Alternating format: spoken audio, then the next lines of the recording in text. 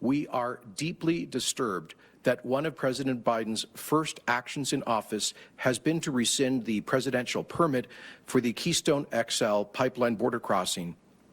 This is a gut punch for the Canadian and Alberta economies.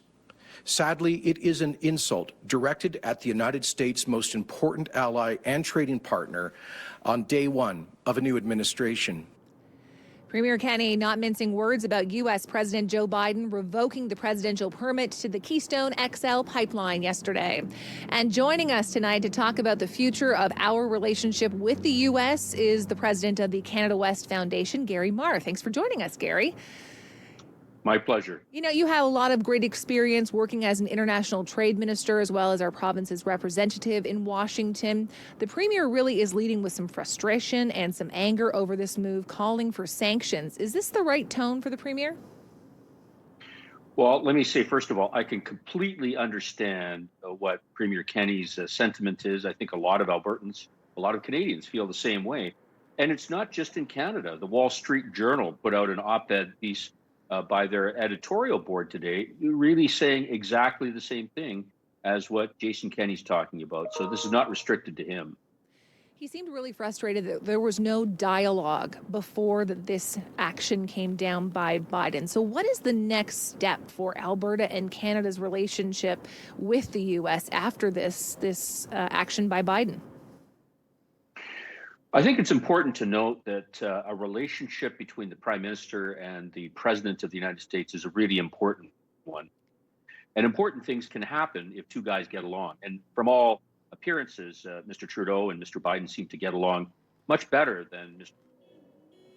Trudeau and Mr. Trump.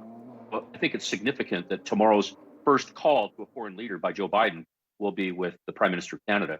But over and above that, it's important for the provinces to maintain relationships with state level governments, because of course, in the states, 35 US states identify Canada as their number one trade destination. And with the exception of Manitoba, every province of Canada identifies the United States as their number one trade destination. So that's an important set of relationships to work on as well. So do you think that this Keystone XL pipeline is dead in the water, or is there a possibility and a chance that we could see it resurrected? Well, I was speaking with a banker in Toronto earlier today, and one of the things that we discussed was the possibility of using Keystone XL for a different purpose.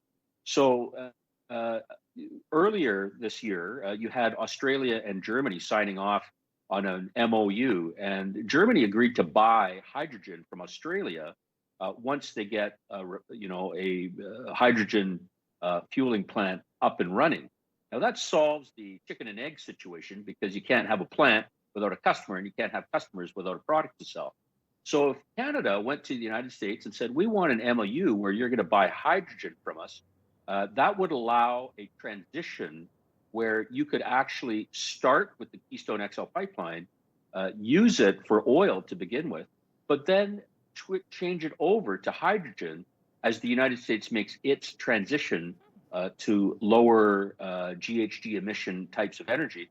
Hydrogen is clearly a part of Mr. Biden's plans, and the federal government of Canada also has a hydrogen strategy. So this is trying to play a longer game than simply trying to focus on a short-term solution for Keystone XL.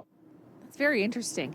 Based on your experience, what is the scene going to be like in Washington as lobbyists start to line up, trying to bend an ear of the new administration?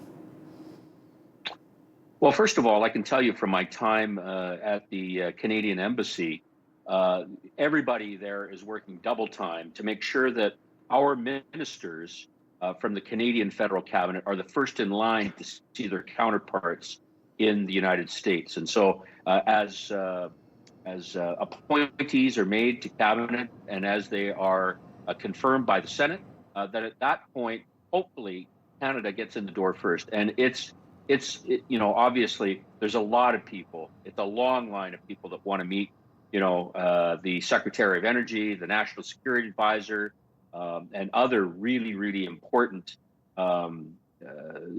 secretaries that are the counterparts of their Canadian ministers of the Crown. Certainly an interesting time. Thank you so much for your time tonight. Gary Marr from the Canada West Foundation.